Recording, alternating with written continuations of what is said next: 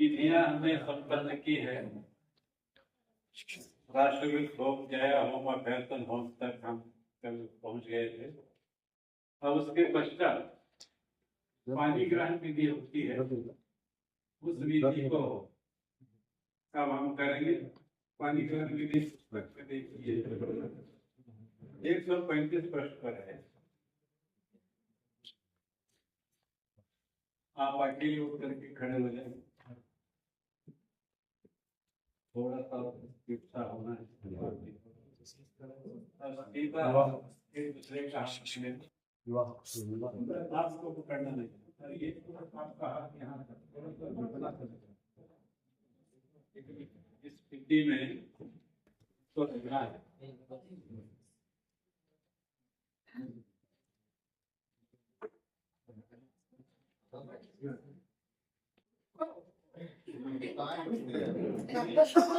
ठीक है, अब मैं मंत्र बोलता हूँ, आप मेरे साथ देख करके बोलिए। जी जी अवश्य। 29 साल से बोल रहे सारा का बात बोलना है। ओ कृष्णामि ते सुभगवाय हस्तम मया पत्या यदृष्टि यथासा भगो आयमा सविता पुरंदी मह्यम द्वादुर्गाः पत्याय देवा ओ प्रशस्ते हस्तम अग्रवीत सविता हस्तम अग्रवीत पत्नी तोमसि धर्मनाः गृहपतिष्ठव ममेयमस्तु पोषा मह्यम द्वारा बृहस्पति मया पश्चात् प्रजापति सब जीव शरदः शतम। 3 मंत्र तो बोलना ही बोलना है, कम से कम 3। अगर 6 बोल सकते हैं, बुलवा सकते हैं, समय तो वो भी करना है ना, नहीं तो फिर एक अंतिम मंत्र है, 6वां मंत्र, वो दिशामि मयि रूपमश्य वेद पश्यन् मनसः कुलाय मनसोदमुच्चे स्वयं श्रद्धानो वरुणस्य पाशा छोड़ दीजिए, पक्षे रहना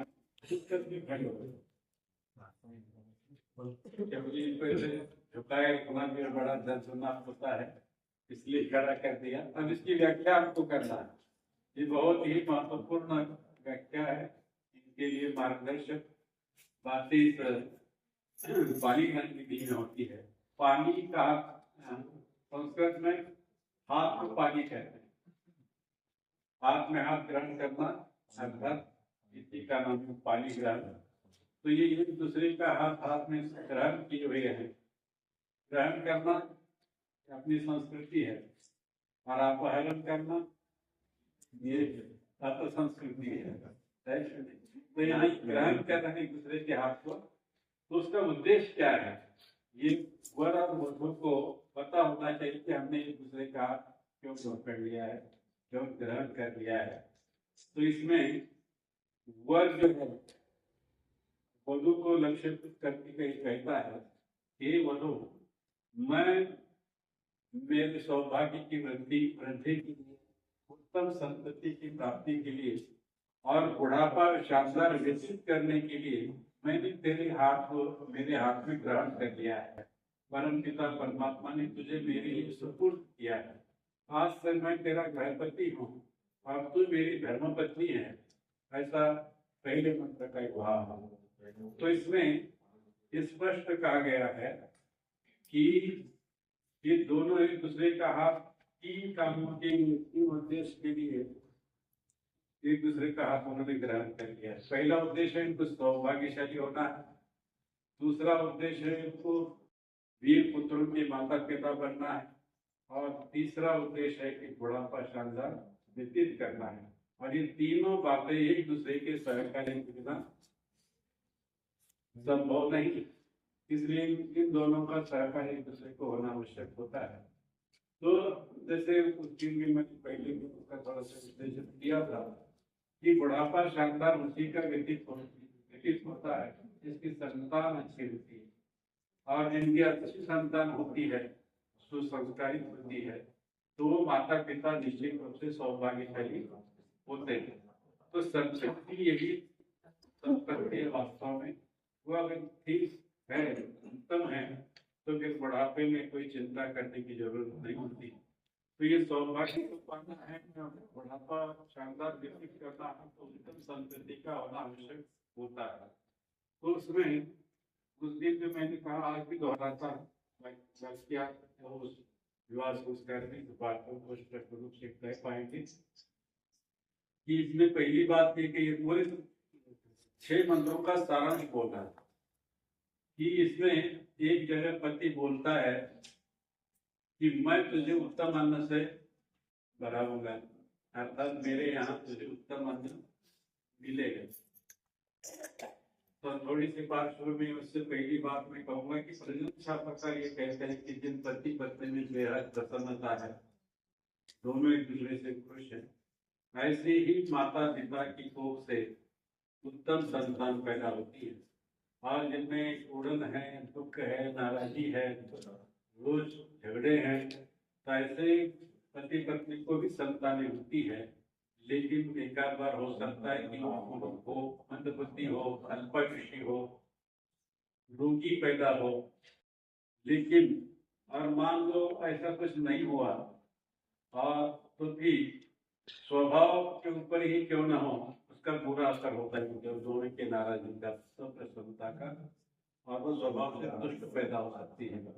तो शास्त्र कहता है कि शरीर से भी सुंदर और स्वभाव से भी सुंदर संतानों का होना आवश्यक है। यही पति पत्नी का शुभ कर्म है, ये धर्म है।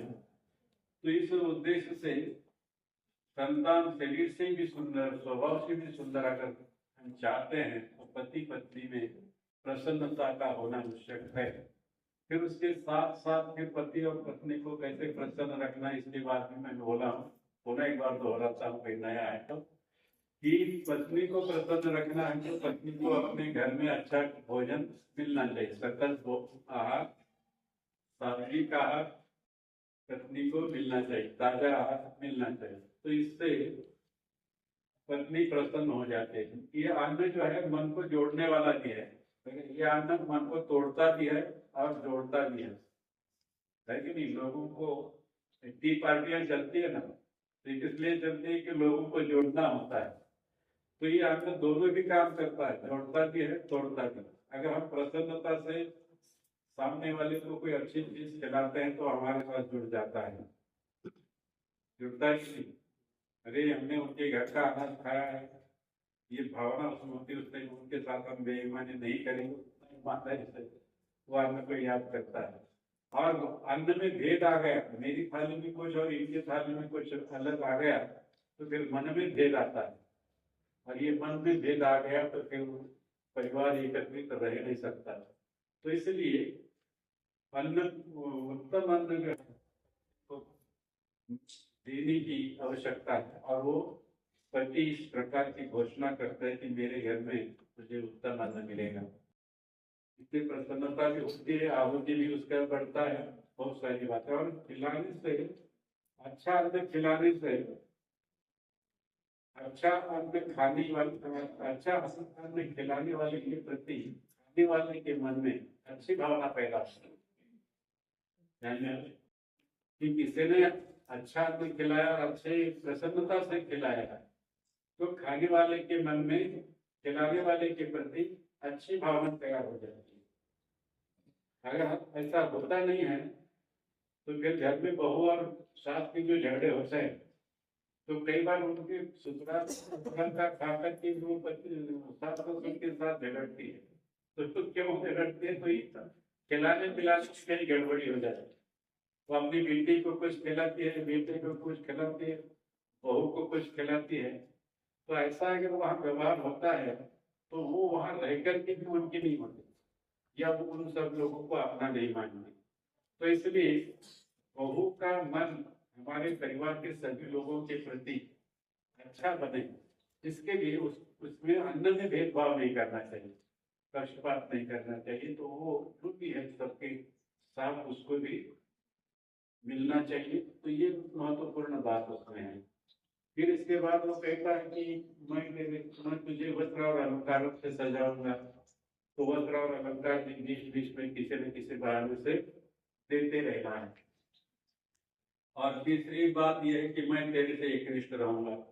अर्थात जैसे हम पत्नी की ओर से अपेक्षा करते हैं कि पत्नी मेरी पतिव्रता बनी रहे, उसी प्रकार से पत्नी के मन में भी ये होता है कि मेरा पति भी मेरे से एकनिष्ठ रहे, ईमानदार रहे। तो ये तीन बातें हैं।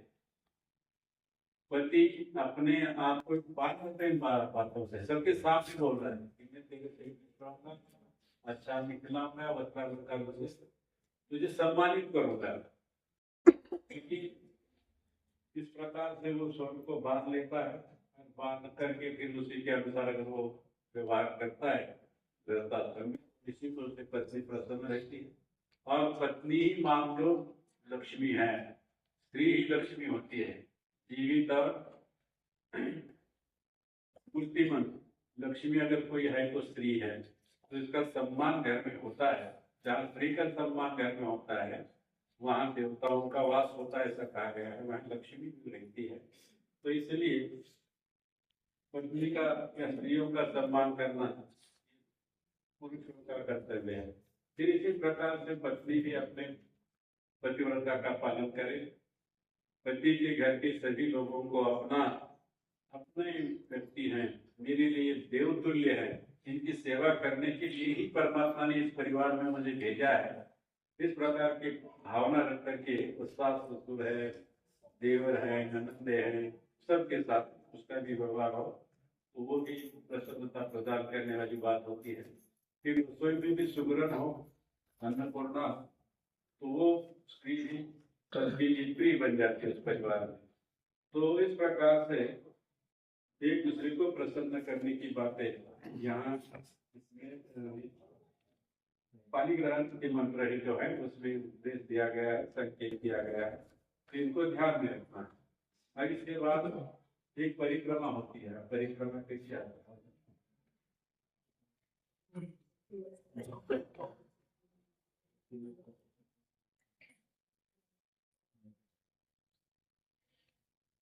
अब ये परिक्रमा के समय हम पुस्तक में लिखा है कि जो घड़ा वगैरह पानी का लेकर के जो बैठे थे उनकी रोज उनके पीछे चलते रहे। पानी का घड़ा जो है वो भर करके रखा हुआ, कल बोला था ना, ये डंडा वगैरह जो होता है, तो वही परिक्रमा के समय पीछे पीछे वो भी आते हैं। पति की ओर से होना, पति की ओर से कोई भी हो, तो अब रक्षा करने की जिम्मेदारी उनकी है।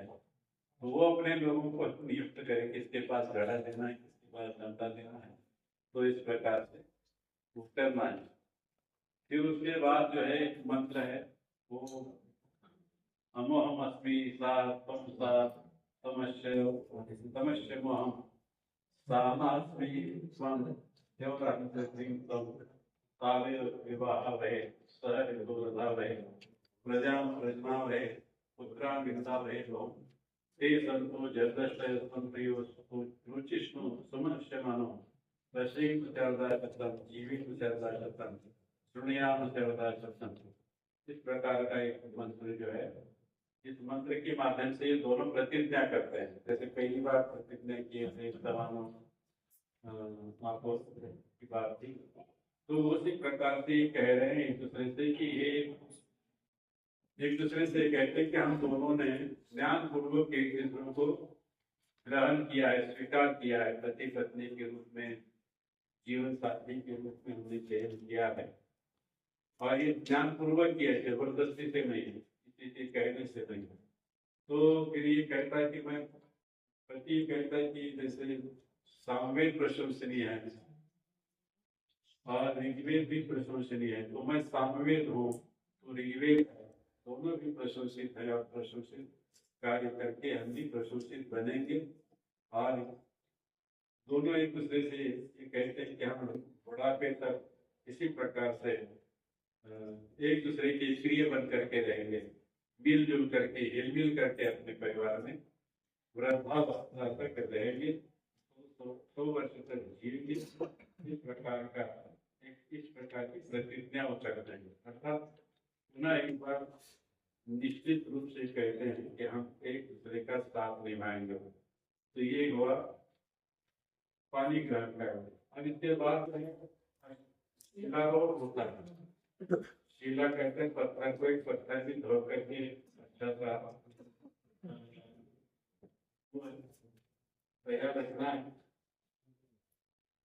और फिर जो है भाई के द्वारा बहन का पैर शिला के पर रखा जाता है, और इसी का नाम है शिलारोहण।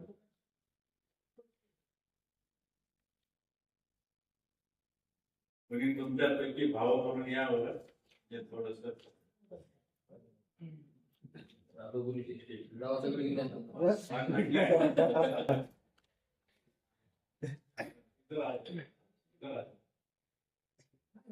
अभी छोड़ दो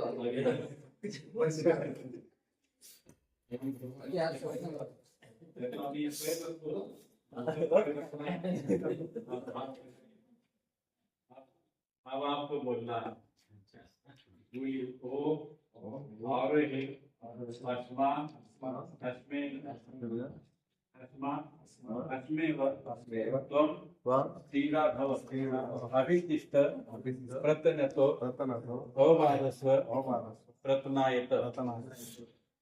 ये मंत्र यहाँ वर के द्वारा बोला गया है।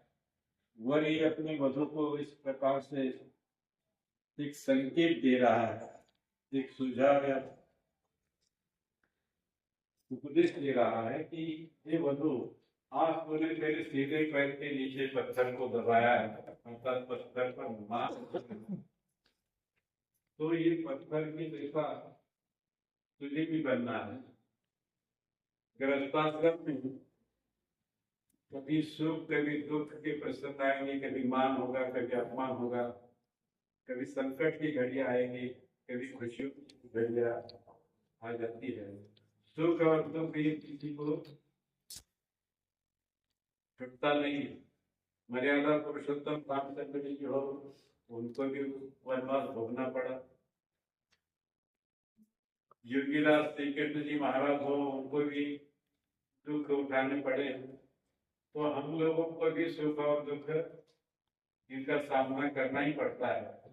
तो हर एक व्यक्ति के जीवन में दुख, संकट और अपमान की घड़ियां आती ही रहती है। तो ऐसी अवस्था में तुम घबराना नहीं, बल्कि आप जैसे सीधे पैर के नीचे पत्थर को दबाए, वैसे दुख, संकट और अपमानों पर मात करो और बिल्कुल धैर्य के साथ आने वाले संकटों का सामना करते रहो।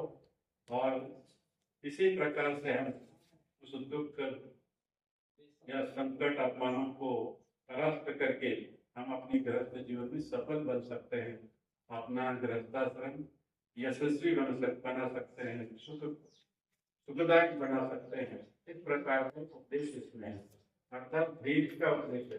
पत्थर जो है वो धैर्य का प्रतीक है। पत्थर पर पैर रखने का मतलब क्या है?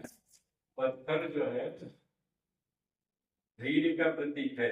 आंधी आ जाए, तूफान आ जाए, कुछ भी हो जाए, सुनामी भी आ जाए, तो पत्थर जगह से हिलता नहीं। आंधी तूफान में पत्थर आकाश में उड़ते हुए देखा ही नहीं देखा। बाकी सब कार भी उड़ जाती है, छत पर कपड़े सब कुछ उड़ा करके ले जाती है हवा, लेकिन पत्थर नहीं जगह से हिलते। तो बस इसी प्रकार से गृहस्थाश्रम में जो कुछ छोटी मोटी जो बातें होती है, तो उनसे डर करके कभी घर छोड़ करके जाना नहीं है। जो छोटी छोटी बातों के लिए जो लड़की मायके भागती है, वो कोई संसार ठीक से नहीं कर सकती, उसका गृहस्थाश्रम कोई सफल नहीं बन सकता। तो बिल्कुल हिम्मत से, और हिम्मत है धैर्य से ही मनुष्य संकटों को जीत सकता है, दुखों को दूर कर सकता है।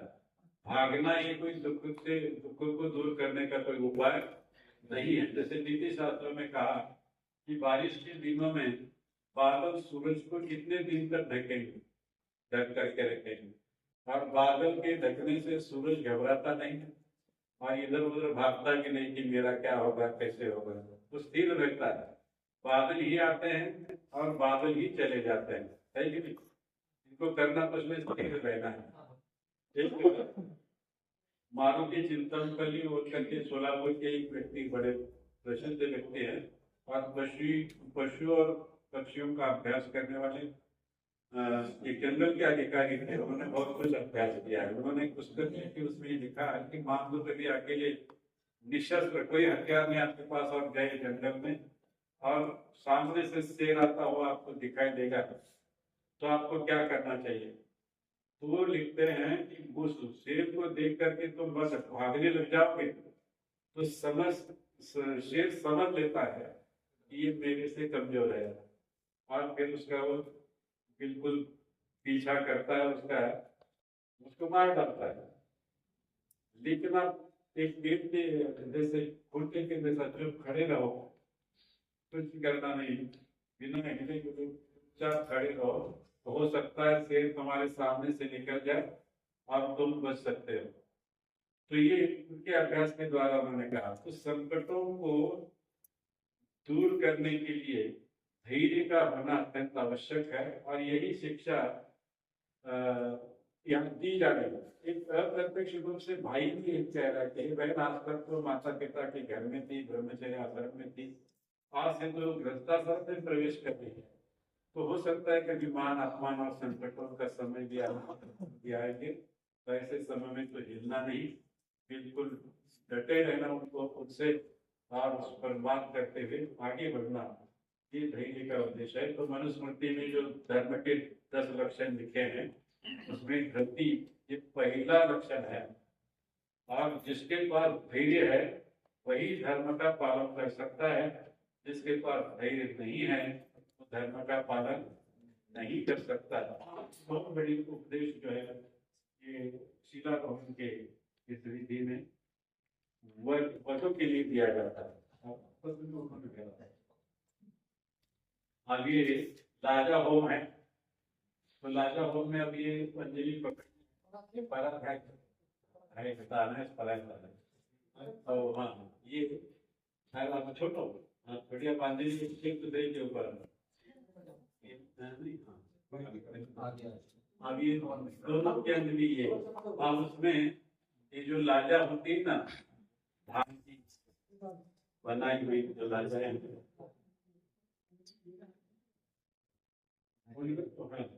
तो वो लाजाओं की आहुति, इसको लाजा होम कहते हैं। तो 4 मंत्रों से 4 आहुतियां दी जाती है, 4 विधि भी किए जाते हैं। तो हम जैसे नाटक करना है, नाटक ही है, मुट्ठी भर लाजाओं के अंजलि में डाल दो, फिर जब सार हो जाएगा तो आप आहुति देंगे। ओ मारे मन देवम कन्याक्रिम अक्षर सर्वारे देवा वेदो मंचो मापते स्वाहा। एकदम ओ ये नारी मंत्री राजा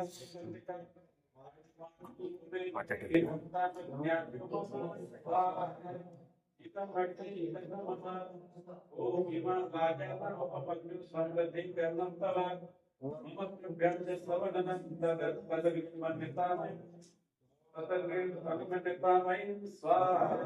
ये भक्ति पवित्रता यहाँ दी गई है। अब यहाँ विधि पे ये लिखा है कि मुट्ठी आहुति देने के बाद एक परिक्रमा करना, पुनः दूसरी बार 3 आहुति देकर के दूसरी बार परिक्रमा करना, फिर तीसरी बार भी इसी प्रकार से 3 आहुतियां लेकर के तीसरी बार परिक्रमा करना, ये लिखा हुआ है। लेकिन कई बार हम लोगों को प्रत्यक्ष में है ना लोगों में जाकर के जो पौधे करना होता है तो समय बहुत थोड़ा सा होता है, तो इसलिए फिर हम क्या करते हैं, बीच का मार्ग निकाल लेते हैं कि 3 आहुतियां लेकर के 3 फेर लगातार करा देते हैं, उसमें समय बच जाता है। फिर चौथी बार एक आहुति लेकर के चौथी विधि की जाती है। तो हम 3 बार नहीं करते बैठेंगे तो आप हाथ पकड़ो, 3 दोनों एक दूसरे का हाथ पकड़ लीजिए, इसीलिए हाथ आप 3 फेरे करना। अभी 3 जब फेरे करते हैं तो उसमें कुछ मंत्र हैं, वो मंत्रों का पाठ पुरोहित करता है। ठीक है।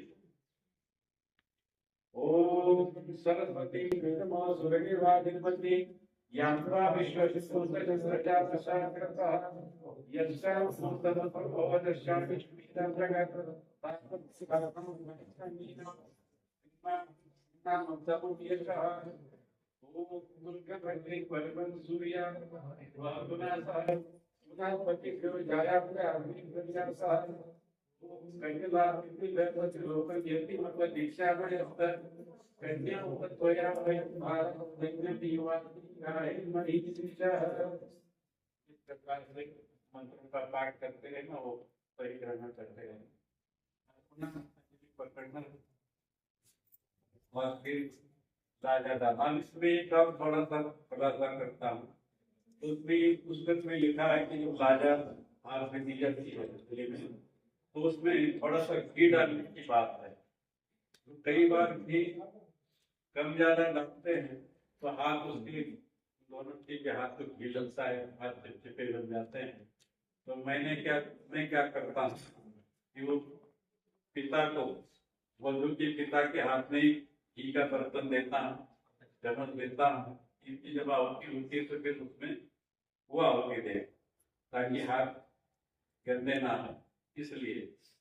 और जहाँ ठीक ढंग से अगर 2 बूंद अगर घी डालना है तो कोई परेशानी नहीं, लेकिन नए लोग रहते हैं कितना घी डालना तो कह नहीं सकते, इसलिए ये भी हम कर सकते हैं। जैसे सुविधा अलग से खड़ा करके चलता हूँ, खड़ा करना है अलग से गीत वो ये आहुति दिए तो उधर से उन्होंने ठीक है आहुति देना, नहीं तो फिर 2 बूंद नाम मात्र घी राजा पर देने के लिए बोलना। तो अभी 3 फेरे हो गए, अभी 4थी बार आपको देना। ओम भगाय स्वाहा इधर भगाय स्वाहा।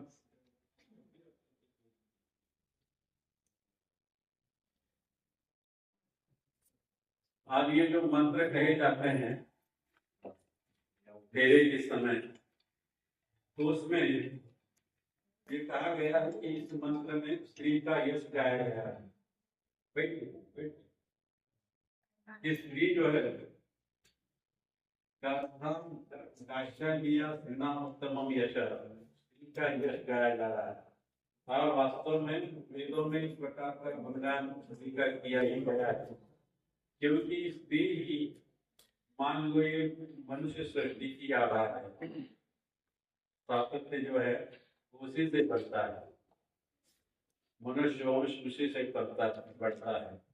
और ये वीर माताएं हैं, आज तक कई वीरों को उन्होंने जन्म दिया है, महापुरुषों को, साधु संतों को, ऋषि मुनियों को स्त्री से ही जन्म प्राप्त हुआ है। तो इसलिए वो निश्चित रूप से प्रशंसनीय है, उसका यश गाना ये हमारा कर्तव्य बन जाता है। तो ये भाव उसमें है। अब इसके बाद जो है आहुति देना पड़ता है। क्या होती है?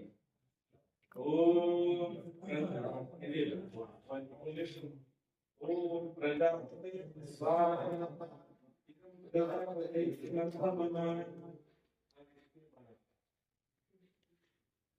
यहाँ केश विमोचन विधि है। अब ये विधि जो है वो दोनों को एकांत में जाकर के, कमरे में जाकर के ये विधि करने का विधान यहाँ संस्कार विधि में है। और वहां जाकर के वो जो स्त्री के जो बंधे हुए केश हैं उसको खोलना है। लेकिन आज समाज में कुछ विद्या नहीं है, हम तो क्या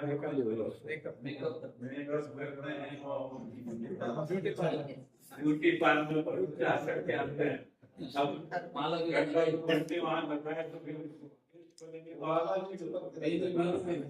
तो इसलिए अब हम विष का मार्ग निकाल लेते हैं पुरोहित लोग। तो इसमें केवल जो केश बंधे हुए हैं उस पर हाथ रखना है, और मूल में भाव है, तो भाव अगर समझ में आ गया तो क्या हो रही क्या मतलब नहीं, महत्वपूर्ण नहीं है। केशव खोला लगती ऐसा नहीं है, उसके मंत्र का आप जब समझेंगे तो कोई बड़ी बात नहीं, केवल नाटक है। तो हाथ के कानों पर रख दीजिए जब केश मंदिर ले आए। हाँ, तो थोड़ा सा ये समझिए कि ये केश विमोचन विधि और लाजा हो, इन दोनों का एक दूसरे के साथ संबंध है। आगे जो 4 लाजा की आहुतियां आपने दी है, 4 मंत्रों को बोला गया है, उसमें विशेष करके पत्नी ने, क्या नाम है उसका, धनश्री ने प्रार्थना की है। वो पहली आहुति देते समय कहती कि हे परमपिता परमात्मा, तू मुझे आज मेरे माता पिता के घर से मुक्त कर दिया है, लेकिन पति के घर से मुझे कभी मुक्ति ना मिले, ये इस कामना के साथ वो आहुति देती है। फिर दूसरी आहुति देते समय वो कहती है कि हे परमात्मा, मेरे पति को लंबी आयु प्राप्त हो, मेरा पति दीर्घायुष्य होए, इस कामना से वो दूसरी आहुति देती है। तीसरी आहुति देते समय वो कहती है कि मेरे पति के घर में किसी प्रकार की कमी ना रहे, बल्कि मेरे पति का परिवार धन धान्य से भरपूर सुख समृद्धि से युक्त हो। ये कामना तीसरी आहुति देते समय की जाती है, प्रार्थना की जाती है। और चौथी आहुति देते समय कहती है कि मेरे पति का जो प्रेम है वो मुझे जीवन भर प्राप्त हो। जैसे मधुपर्क के समय में या उससे पहले पति कहता है कि ये देवी, तुम मेरी ओर कभी तिरस्कार की नजर से मत देखना, हमेशा स्नेह दृष्टि से देखना। अब यहाँ वन में नहीं चलेगा, अब यहाँ मैं तो तुमसे प्यार करूंगी, लेकिन तुम्हें कभी भी मेरे से प्यार करना होगा, प्रेम की वृष्टि करनी होगी। इस प्रकार का एक भाव, हमको तुम्हारी चाह हो, हमको हमारी चाह हो। तो ये 4 प्रार्थनाएं हैं सौभाग्यवती धनश्री ने की है। तो उसमें ये 4 प्रार्थना भले ही आपका क्या नाम, संजय जी, भले ही इन्होंने की है परमात्मा से प्रार्थना, लेकिन पूर्णतः परमात्मा नहीं करेगा, आपको करना पड़ेगा। तो विशेष करके पहली जो प्रार्थना है कि माता पिता के घर से मुझे छुड़ाया जा रहा है, केश विमोचन की बात यही है। केश को छुड़ाना का मतलब ही है कि आप माता पिता के घर से तुझे अलग किया जा रहा है।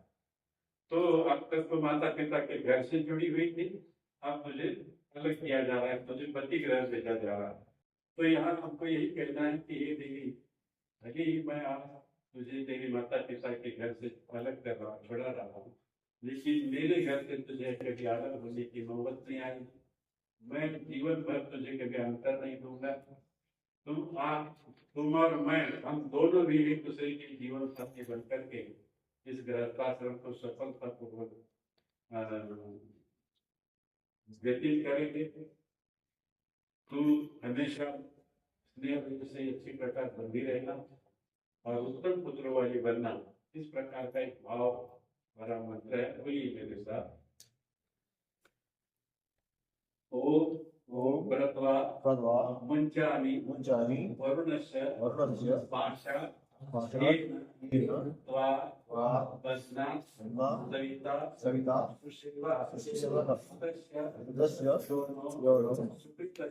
सुकृतस्य लोके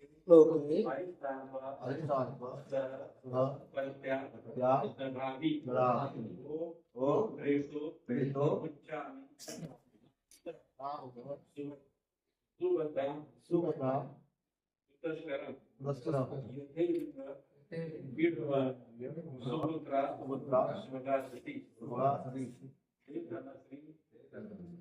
मैं तुझे माता पिता के बंधन से छुड़ाकर सुख ग्रस्त के मार्ग में लगाता हूँ।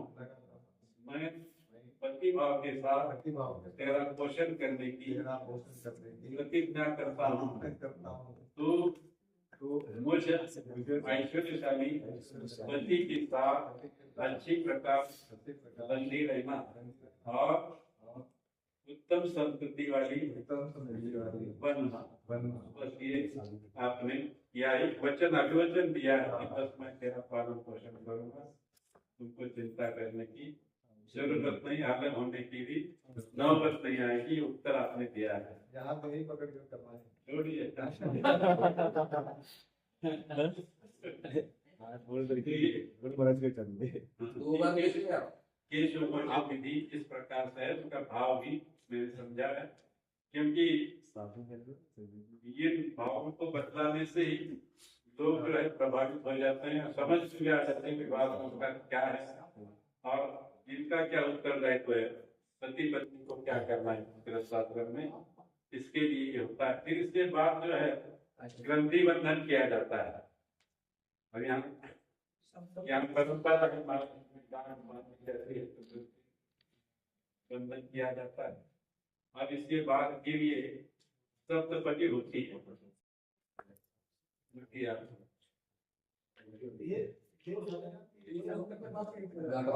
हाँ, ग्रंथि बंधन इसमें तीसरे बार संस्कार में तो स्वामी जी ने लिखा है, हर प्रांत में हर जिले में हाँ अलग अलग प्रथाएं होती है। तो यहाँ गांठ बांधने की प्रथा है, महाराष्ट्र में तो बांध दिया जाता है। फिर उसके बाद हाथ धर पकड़ करके करा तो परिक्रमा करना पीछे से आ जाए।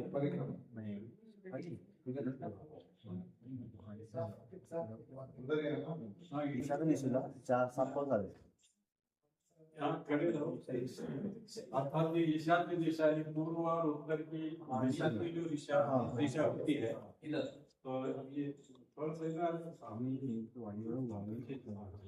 कंधे पर आ, कंधे पर आ, हाँ ये बस अभी 7 कदम आपको चलना, इधर थोड़ा सा इधर हो जाए, आप ये ऊपर देखिए, ऊपर से और समान अंतर से है।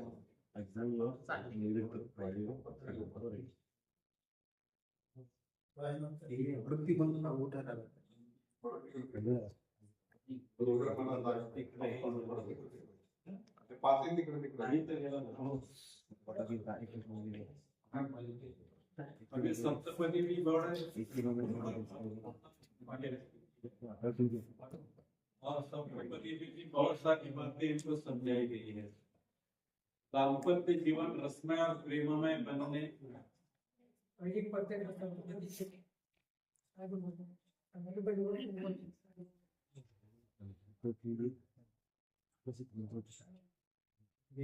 और ध्यान दीजिए, इसकी व्याख्या आपको ध्यान में रखना है। मंत्र तो बोल पुस्तक में देख करके बोल सकते हैं, पूरे मंत्र नहीं, एक मंत्र पूरा बोल दो, फिर बाकी के छोटे छोटे जो वाक्य है उससे ही बोल लेंगे, कोई भी काम चलेगा। उसका आशय समझाना ज्यादा महत्वपूर्ण है। तो इसमें एक बार ये समझिए कि सप्तपदी वास्तव में क्या है। सप्तपदी यानी शाब्दिक अर्थ होता है 7 कदम, है कि नहीं? तो 7 कदम चलना है इनको। तो व्यक्ति जब घर से निकलता है जाने के लिए, तो उससे पहले उसको पता होता है कि मुझे कहाँ जाना है कि नहीं? आवाज आ रही? आ रही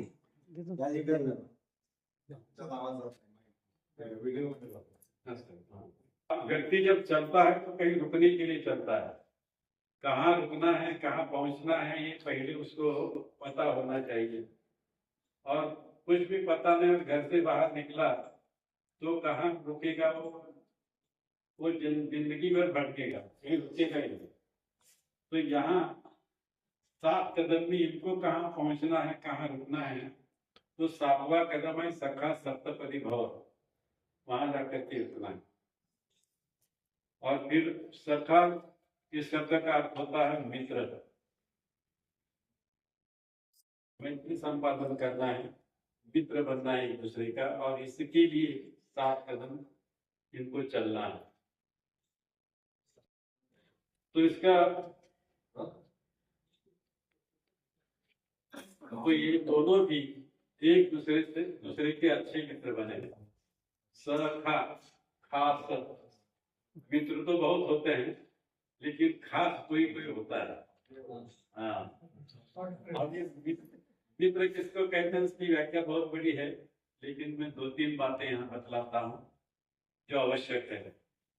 सबसे पहली बात होती है मैत्री में समानता,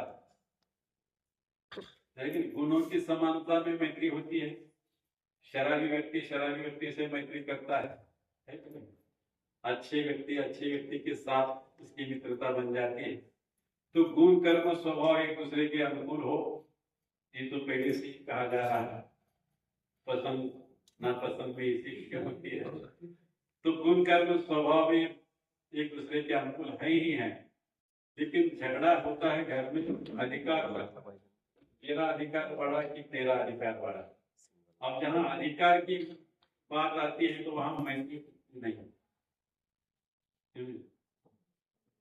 मेरा अधिकार है, तेरा अधिकार है, अधिकार तो दिमाग में है तो मैत्री टूट जाती है। यहाँ कोई किसी के अधिकार के कारण यहाँ एकत्रित नहीं है। तो मैत्री को बनाए रखने के लिए ये समझ लेना कि आप दोनों भी बराबरी के हैं, समानता, दोनों का उत्तरदायित्व, जो गृहस्थाश्रम के जो उत्तरदायित्व है दोनों के कंधे पर समान रूप से है। इसलिए कोई बड़ा या छोटा नहीं है, दोनों भी बराबरी के हैं। उम्र में भले कम ज्यादा हो, पढ़ाई का कम ज्यादा हो, लेकिन मैत्री में मायने नहीं रखता। मैत्री इसको देख करके कोई नहीं करता, सही नहीं। तो यहाँ दोनों के ऊपर समान अधिकार होता है।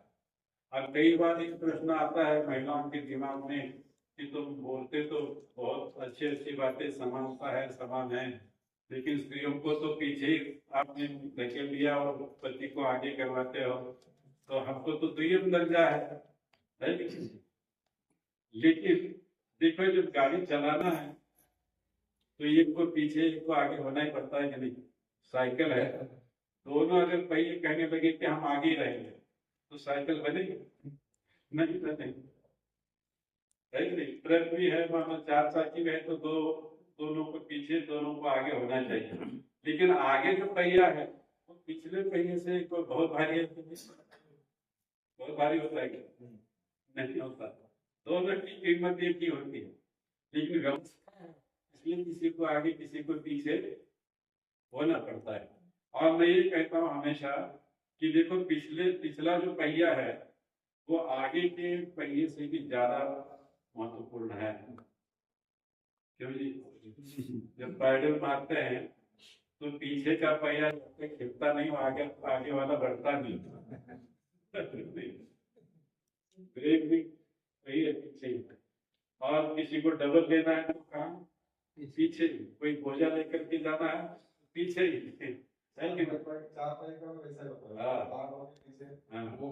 तो इसीलिए महिलाओं के दिमाग से निकाल देना चाहिए कि हमको पीछे रखा जा रहा है, कौन समझा जा रहा है, कर्म की जा रही है।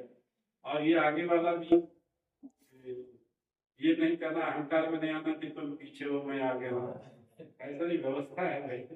तो इसलिए दोनों भी बराबर है, अधिकार दोनों की बराबर, दोनों के कंधे पर एक जैसा है। इसलिए कोई आप में से कोई पति से पत्नी बड़ी नहीं और पत्नी से पति बड़ा नहीं, दोनों बराबरी के हैं। ये समानता का भाव जब तक है मैत्री सुरक्षित है। और ये बात आ गई देगा तो फिर मुश्किल हो जाता है। तो ये बात ध्यान में रखना।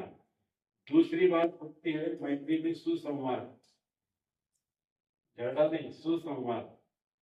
अर्थात इसमें एक दूसरे की बहुत सुनना और एक दूसरे को दिल खोल करके बोलना भी है। एक बोल रहा है तो दूसरे को कान खोल करके सुनना है। जो बेट तुझे क्या समझता है ऐसा बोलना है, दबाना नहीं। और जब पति बोल रहा है तो पत्नी सुने चुपचाप, पत्नी सुना रही तो पति को सुनाना है, किसी को रोकना नहीं है। जब वो दिल खोल करके बोलता है तो उसकी भावनाएं क्या है हम हमारे समझ में आ जाती है। वो क्या चाहता है, क्या उसकी आकांक्षा है, क्या भावना है। जब तक वो बोलेगा नहीं और हम सुनेंगे नहीं तो कैसे पता चलेगा।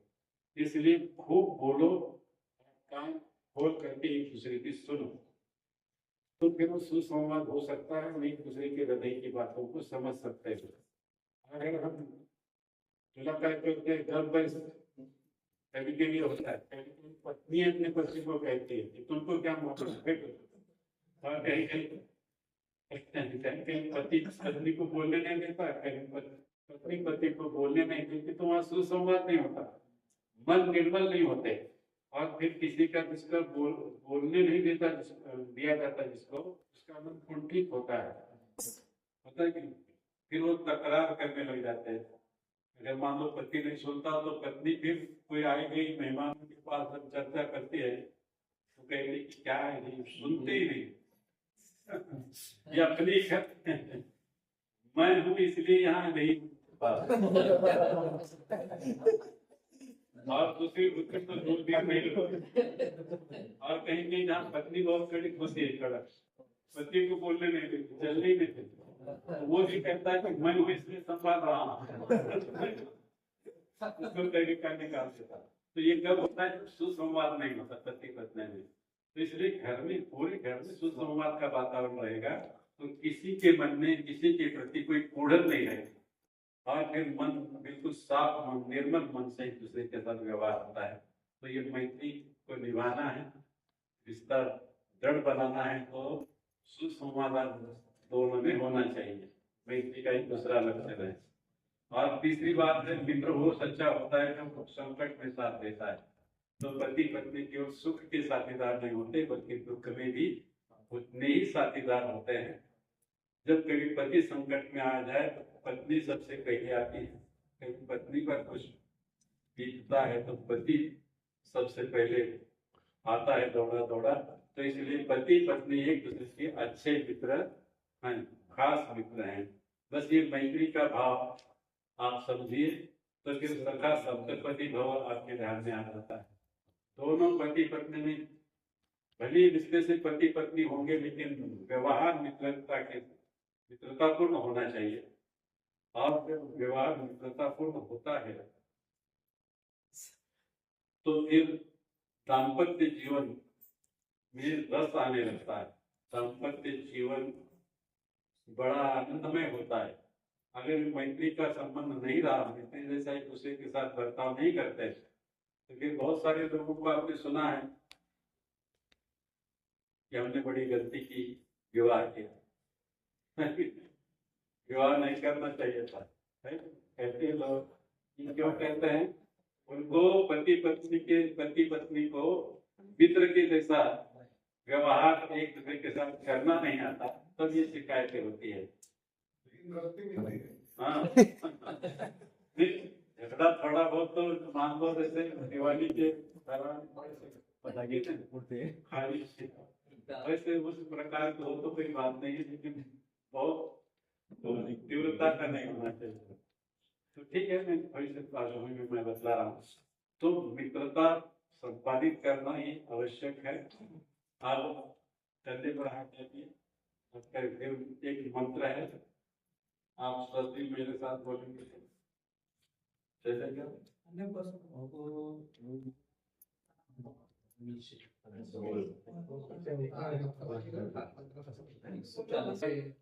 मंत्र है, ओम ईश्वरी भवसा ममनता भव विष्णु स्वामित्व पुत्रा निर्दावै कौंस्ते संतो जलदशय। इस प्रकार का ये मंत्रोच्चारण आपको करना है। और फिर पहला कदम रखना है, सीधा पैर आगे,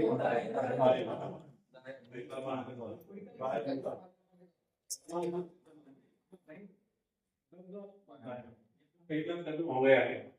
और ये जो पहला कदम है, तो ये अन्न प्राप्ति के लिए, इसका यहाँ किया गया अन्न प्राप्ति के लिए पहला कदम आपने उठाया है। तो मैत्री वही होती है जहाँ खाने पीने की व्यवस्था हो। तो आप दोनों भी खूब मेहनत करें और घर धन धान्य से परिपूर्ण करें। तो ये पहला कदम है। दूसरी बात, वो द्विपदी भव,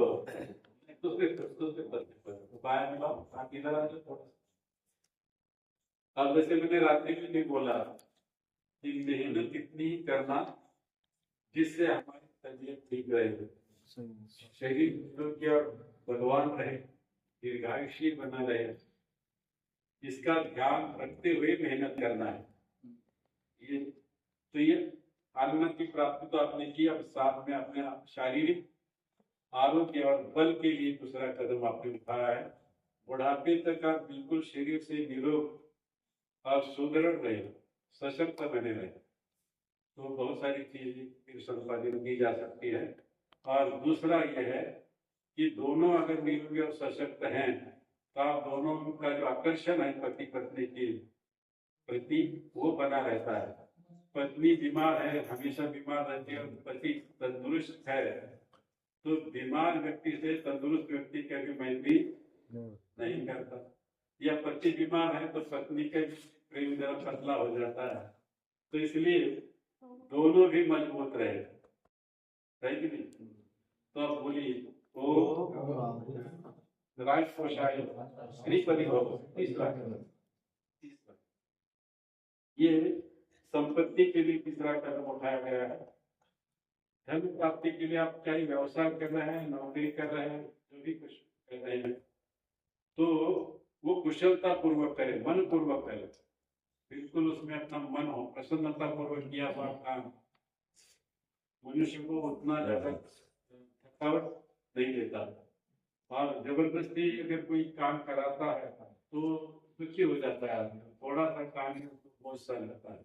तो प्रसन्नता पूर्वक और कुशलता पूर्वक अपनी भूमिका निभाना है। व्यवसाय है तो व्यवसाय बनकर उसमें करना है, कहीं नौकरी करते हो तो उसमें भी प्रसन्नता पूर्वक ईमानदारी से नौकरी करना है और धन प्राप्त करना है।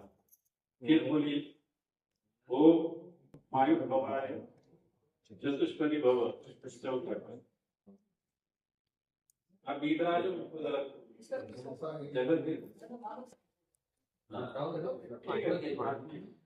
तो जो समझना है आपको, ये वायु भवाय चतुष्पदी भव ये जो है, तो इस सुख के लिए चौथा कदम उठाया गया है। आप देखो इनके पास अन्न धान्य की कमी नहीं है, आरोग्य भी उत्तम है, पैसा भी भरपूर है, लेकिन इन तीन चीजों को प्राप्त करने से व्यक्ति सुखी नहीं होता। सुखी एक अलग भाव से मैं बोल रहा हूँ, जैसे समाधानी बोलते हैं, समाधानी नहीं होता। सुख तो मिल जाता है कुछ सुविधा से, शारीरिक सुख होता है, लेकिन मानसिक जो समाधान होता है वो समाधान प्राप्त करने के लिए, आत्मिक सुख प्राप्त करने के लिए कुछ और एक चीज प्राप्त करनी पड़ती है, और इसकी ओर किसी का ध्यान नहीं होता। वो चौथी बात है संतोष, समाधान, शांति अगर प्राप्त करनी है तो उसके लिए आध्यात्मिक संपदा आपके पास होनी चाहिए। आध्यात्मिक संपदा अगर किसी के पास नहीं है तो वो कितना भी अरबपति खरबपति भी रहा तो भी दुखी रहता है, असमाधानी, अशांत रहता है, तनावग्रस्त रहता है। लेकिन जिसके पास आध्यात्मिक संपदा है वो झोपड़ी में भी खुश रहता है। राजा संधि महानी सबके गति मिलानी सर्व प्राप्त भले, या झोपड़ी क्या था उस फकीर के पास? कौन सी संपदा थी? आध्यात्मिक संपदा थी, है नहीं? आत्मा से बड़ा श्रीमंत था, और इसलिए वो झोपड़ी में भी मस्ती में जीता था। तो इसलिए आपको दिनचर्या, आपकी दिनचर्या जो होती है उसमें परमात्मा का भजन, परमात्मा की भक्ति करना है, स्वाध्याय परंपरा आपके घर में हो, सत्संग प्रेमी भी बने रहे, तो इससे आप सुनने और पढ़ने से आपकी आध्यात्मिक संपदा में वृद्धि होगी, ज्ञान बढ़ता चला जाएगा। और जैसे जैसे आध्यात्मिक ज्ञान बढ़ता वैसे वैसे दुख कम होने लगते हैं। ज्ञानानंदी ऐसा कहा, ज्ञान के द्वारा ही दुख से मुक्त हुआ जाता है। इसलिए आध्यात्मिक ज्ञान को प्राप्त करना आवश्यक है। स्कूल कॉलेज में पढ़ाया हुआ जो ज्ञान है वो अलग बात है, लेकिन ज्ञान की परिभाषा शब्दों की जानिए अपना से अपना तया नावत है। आत्मा को जानना कि मैं कौन हूँ, क्या हूँ, किस लिए हूँ, बस ये ज्ञान ही सच्चा ज्ञान माना जाता है। और इसी ज्ञान को संपादन करने से मनुष्य जो है सुखी, समाधानी और आनंदी जीवन व्यतीत करता है। तो चौथा कदम बड़ा महत्वपूर्ण है।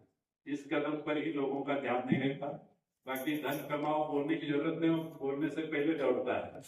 लेकिन ज्ञानी बनो तो उसके लिए फिर वो आलस करता है। तो इसलिए चौथा कदम बड़ा महत्वपूर्ण है। पांचवें कदम पर बोली वो पंचपति भव। पांचवा विद्वान धर्मात्मा चरित्रवान संतति के लिए आपने पांचवा कदम उठाया है। उद्देश्य भी यही संतान प्राप्ति, उत्तम संतान प्राप्ति, शूरवीरों के महापुरुषों के आप माता पिता बने, ये उद्देश्य है। वेद का आदेश ही है कि दिव्य संतानों को जन्म देना, और संतान होने से भी पति पत्नी की मैत्री दृढ़ होती है।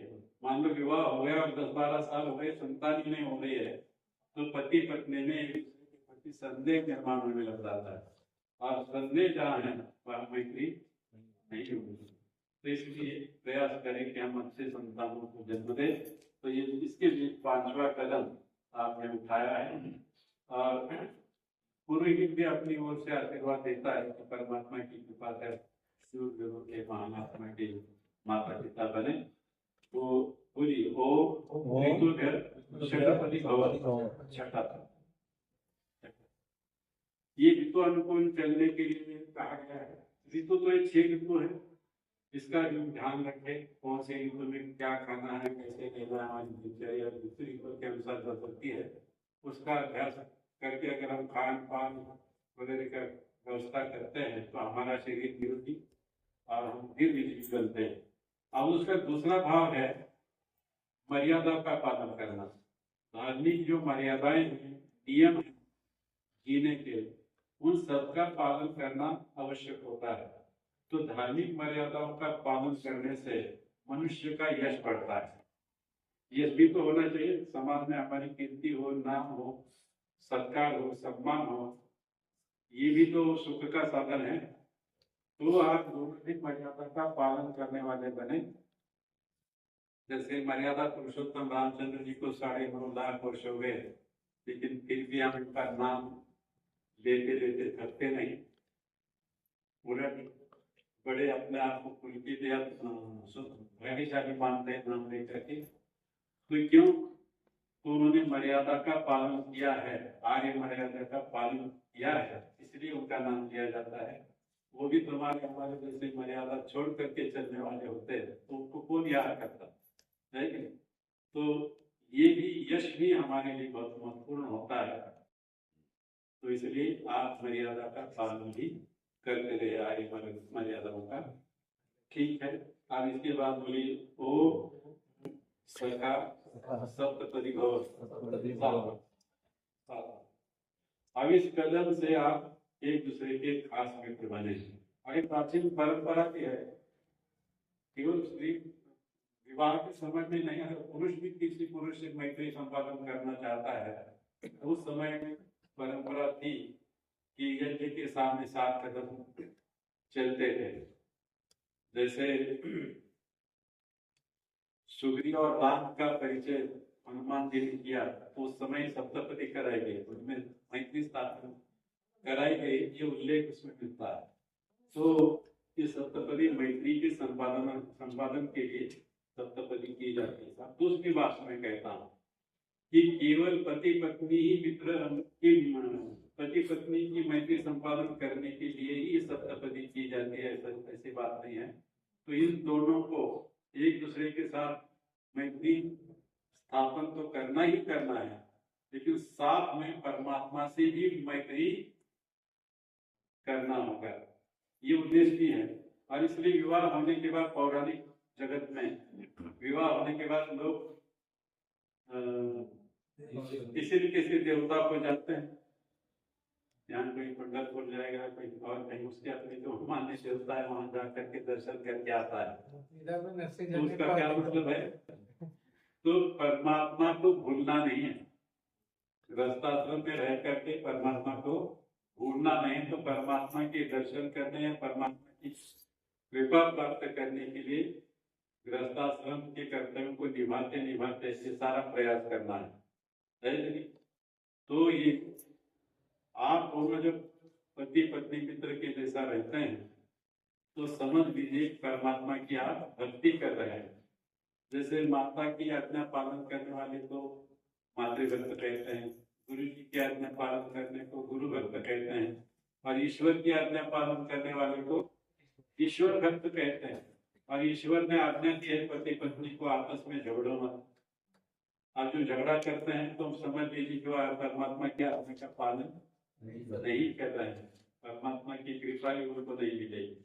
तो ये बस परमात्मा की आज्ञा समझ करके आप दोनों मित्र के जैसे मिलजुल करके रहे, बिल्कुल प्रसन्नता पूर्वक जीवन को व्यतीत करते रहे, तो परमात्मा निश्चित आपका मित्र बनेगा। और परमात्मा मित्र बनेगा तो फिर किसी प्रकार की कमी नहीं होती। अपने भक्तों के लिए परमात्मा घोड़ा बनने को तैयार होता है और गाय भी बनने को तैयार होता है, इसे वेद में कहा। जैसे दादा अपने पोते के लिए घोड़ा बनता है कि नहीं बनता, उसी प्रकार से परमात्मा भी अपने भक्तों के लिए घोड़ा बनने को तैयार है। और गाय बनने का मतलब है गाय जैसे दूध देती है, परिवार का पालन पोषण उस दूध से होता है। तो इसी प्रकार से परमात्मा हमारे लिए किसी प्रकार की कमी होने नहीं देता, पढ़ने नहीं देता, बस उसके अभाव को दूर करने वाला बन जाता है, वो भी सखा बन जाता है। बस ये सप्तपदी का अर्थ है, खुद में भी मैत्री और परमात्मा से भी मैत्री, बस यही इसका सार है। अब हाथ पकड़ो, कंधे पर से हाथ निकालो, भाव परिक्रम में पश्चात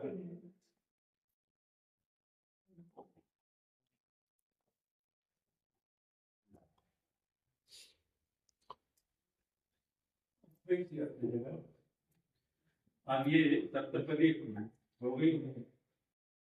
अब इसके बाद जो है यहाँ लिखा है स्वामी ने जो जल कुंभ लेकर के बैठा था, वो जो है माथे पर, वो बच्चों के माथे पर जल का छिड़काव करता है, ताकि इतने समय तक अग्नि के सामने बैठे हुए हैं तो कभी माथा जो है गर्म भी हो सकता है, इसलिए शीतलता पहुंचाने के लिए छिड़काव करता है। कुछ मंत्रों को बोलता है, जो मंत्र स्नान करते समय भी बोले जाते हैं। ओम आपको विश्वामय होता, ये 4 मंत्र हैं, स्नान करते समय रोज बोलना आवश्यक चाहिए। और इसी मंत्रों को बोलते हुए पानी का छिड़काव किया जाता है। फिर इसके पश्चात युवा जो है यज्ञ विधि से उठ करके फिर बाहर चले जाते हैं और सूर्य का दर्शन करते हैं। तो सूर्य के दर्शन में वही चक्षुर्दय वही पुरस्कार जो मंत्र है उसको बोला जाता है। तो भाव ये होता है कि ये सूरज जो है बहुत बड़ा है, महान है, तो इसे 13.5 लाख गुना बड़ा माना जाता है। तो ये परमात्मा ये सूर्य जो तो जैसे बड़ा है, वैसे हमारा हृदय भी बड़पन से युक्त हो, हमारा मन भी बड़ा हो, बड़े मन वाले बने, उदार हृदय वाले बने, इस प्रकार की प्रेरणा से लेनी है। तुम सारी दुनिया का अंधकार दूर करते हो, हम भी ज्ञान संपादन करके अज्ञान की अंधकार को दूर करने वाले ये सूरज नियमित होता है और स्थिर रहता है, तो स्थिरता उसकी नियमितता भी हमारे जीवन में आ जाए। ये बस थोड़ी सी अनुकरण करने की बात है, सूरज को देख करके हम भी सूरज के जैसे तेजस्वी बने और दूसरों के जीवन को प्रेरणा देने वाले, शिक्षा देने वाले, दूसरों का अज्ञान के अंधकार दूर करने वाले बने, इस प्रकार की भावना है। और 100 साल तक ऐसे इसी प्रकार से दिव्य कर्म करते हुए हम जिएंगे, ये उसमें एक संकल्प है इस प्रकार। फिर इसके पश्चात जो है अब इधर मंगलसूत्र जोड़े डालने की प्रथा है। अब उत्तर प्रदेश है, कई प्रांत में इस प्रकार की प्रथा है भी नहीं, तो स्वामी जी ने यहाँ दिखा दिया, लेकिन यहाँ मंगलसूत्र बांधा जाता है। तो मंगलसूत्र अब इसी समय में इनको पैर में जो जोड़े हैं मंगलसूत्र है वो दिया जाता है और उनसे वर के हाथ से पहनाया जाता है। फिर उसके पश्चात जो है अब ये हृदय स्पर्श की विधि, आप जो है हृदय स्पर्श करेंगे, सीधा हाथ इनके हृदय पर रखो, बोलेंगे बोले ओ मम वर्तेते हृदयं ददामि मन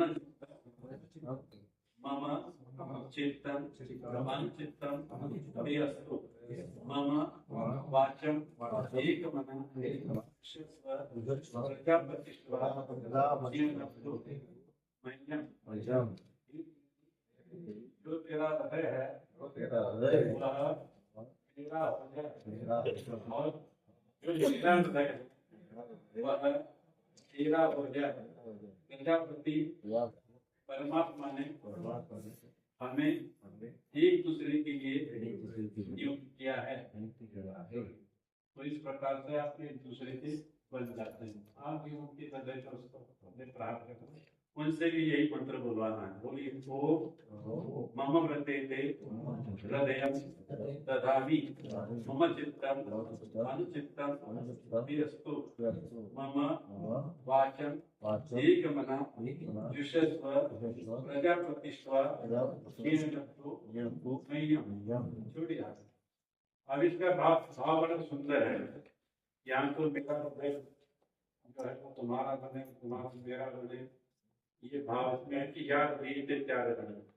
एक दूसरे के भावनाओं को, एक दूसरे के विचारों को, एक दूसरे के गुण कर्म स्वभाव को समझ लेना और एक दूसरे के साथ एक दूसरे के अनुकूल हम किस प्रकार से व्यवहार करके सुख को प्राप्त कर सकते हैं, बस इसका अभ्यास करना है, ये समझ लेना है। तो जैसे जैन संत थे तरुण सागर, उनके कटित प्रवचन में वो कहते हैं कि आप मकानदार बनो, दुकानदार बनो, फौजदार बनो, आमदार बनो, खासदार बनो, कौन सा दार बनना है तो बनो, लेकिन सबसे पहले आप समझदार हो। अगर समझदार नहीं है तो वो जो भी बना उसके लिए कोई लेकिन समझदार नहीं है तो उसकी विद्वत्ता बेकार है कि नहीं? क्या करेंगे उसकी विद्वत्ता? आमदार है लेकिन समझदार नहीं है, क्या उपयोग है? कौन पूछेगा? तो इसीलिए समझदारी ये बहुत महत्वपूर्ण गुण है। गृहस्थ में अगर कभी कभी कुछ होता है, मतभेद नहीं होता, ऐसी बात नहीं है, लेकिन समझदार लोगों की संख्या अगर में जाता है तो ये झगड़ा है तो उसमें थोड़ी सी बहस है, दरवाजे के बाहर नहीं जाती, घर के घर में सुलझा दी जाती है। इसलिए समझदारी का होना अत्यंत आवश्यक है। तो जो गाड़ियों में होता है ना, क्या बोलते हैं उसको, जो धक्के नहीं बैठना, इसलिए वो सस्पेंशन समझदारी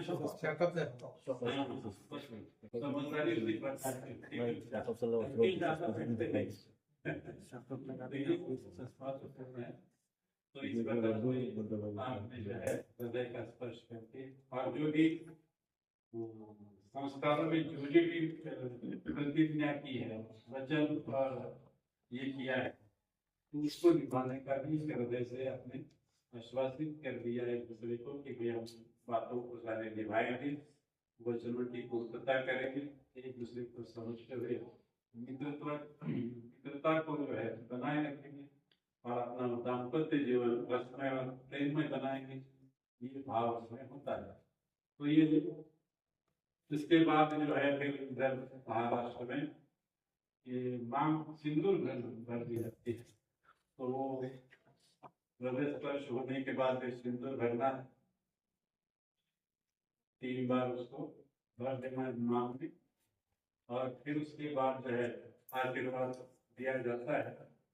फिर उनको जगह पर खड़ा कर दिया जाता है। फिर जो पुष्पहार है वो एक दूसरे को डालते हैं और फिर वर जो है अपने मधुर के ऊपर हाथ रखता है और एक मंत्र बोलता है, बोलिए मेरे साथ, ओ सुमंगलीयम मधुर्याम समेत पश्यत सौभाग्यस्मै दत्वा याथास्थं इस मंत्र का भाव ये है कि इस सभा मंडप में उपस्थित सज्जनों, मेरी वधु की ओर कृपा दृष्टि से देखो और इससे सौभाग्य का आशीर्वाद करो। ये वर उपस्थित सभी सज्जनों को कह रहा है, निवेदन कर रहा है, यानी आशीर्वाद मांग रहा है। फिर उस निवेदन को स्वीकार करके वे उपस्थित लोग आशीर्वाद देते हैं। तो आशीर्वाद का वचन है, ये भी 3 बार सबसे बुलवाना। जो उपस्थित लोग हैं उनको फूल अधिकतर हम फूल ही देने का प्रयास करें, लेकिन कई बार चावल को छोड़ते नहीं। चावल जब तक बांधते नहीं तब तक उनको शांति नहीं मिलती। हाँ, तो इसलिए करना है कि फूल जो है उसका प्रयोग ज्यादा करते रहे।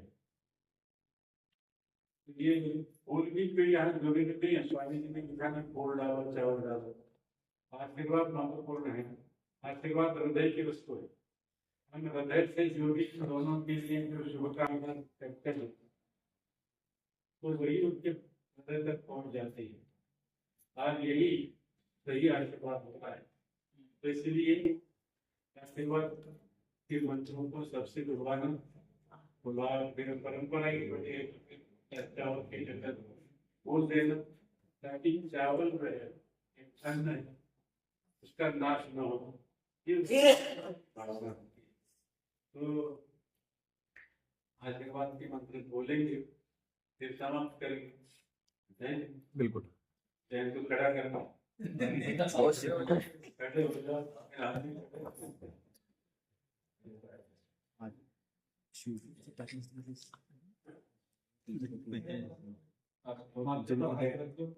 बोलिए मेरे साथ, ओम मधुरिमा समेत पश्चात बतवा यथासंग वलिदेना।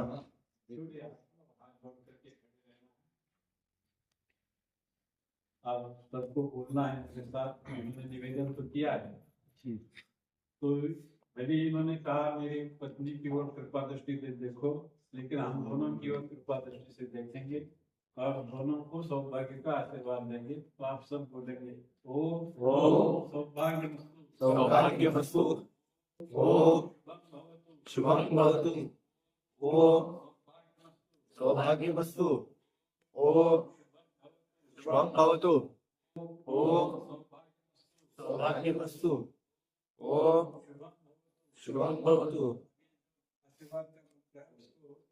लोगों के समझ में आ जाए, इसके लिए मैं मराठी में उनसे बुलाता हूँ। अच्छा, तो ये इस प्रकार से बोलना है कि परमपिता परमात्मा की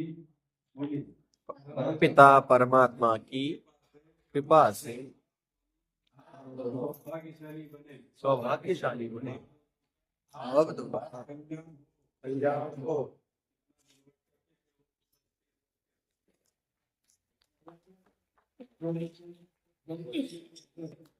इस प्रकार से ये विधि पूर्ण होती है विवाह की। फिर इसके बाद पुस्तक में उत्तर विधि भी है, वो अक्सर कोई करता नहीं, आप पढ़ लीजिए। उसमें केवल अरुंधति और ध्रुव तारा का दर्शन है। तो ध्रुव तारा जैसे स्थिर है, वैसे तुम दोनों गृहस्थाश्रम में स्थिर रहो। जैसे शिलारोहण के समय में बदला गया वही भाव वहाँ।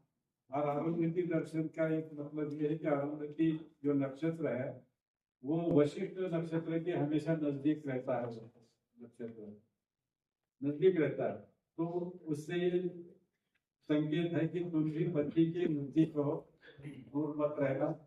फिर दूसरी बात है उस अरुंधति या ध्रुव तारा के पास और भी 5-6 नक्षत्र होते हैं, तो उनको मिल करके अब हम सप्तऋषि कहते हैं। वो जैसे मिल करके रहते हैं, वैसे तुम एक परिवार में सभी सदस्यों के साथ मिल करके रहो। ये संकेत जो है वो अरुंधति दर्शन और ध्रुव दर्शन के माध्यम से दिया जाता है। बाकी फिर ये जो है विधि उसमें व्यवस्था की है, कर सकते हैं अगर कोई करना चाहे तो। अक्सर तो कोई करता नहीं, आज तक भी करने का कभी अवसर नहीं मिली, लोग करते नहीं। लेकिन फिर भी अगर कोई करना चाहे तो उत्तर विधि और सायंकाल को की जाती है। और दूसरा ये है पुस्तक में कि पति जो है विवाह के बाद भी 30 दिन तक वधू के घर में रहता है। ये पुस्तक आप पढ़ेंगे तो आपको ध्यान दिलाएगा। तो फिर 3 दिन के बाद फिर वो पत्नी को लेकर के अपने घर चला जाता है। तो 3 दिन बहुत सारी बातें हैं। तो आप तो शादी होते ही बस वधु को लेकर के जाया जा रहा है। तो वो जो उत्तर विधि है वो थोड़ा सा करना असंभव है। तो ठीक है, अभी विवाह संस्कार संपन्न हुआ, थोड़ी देर 5-10 मिनट बाद जा करके आई, फिर आगे थोड़ा सा प्रवेश की बात है उसको करेंगे।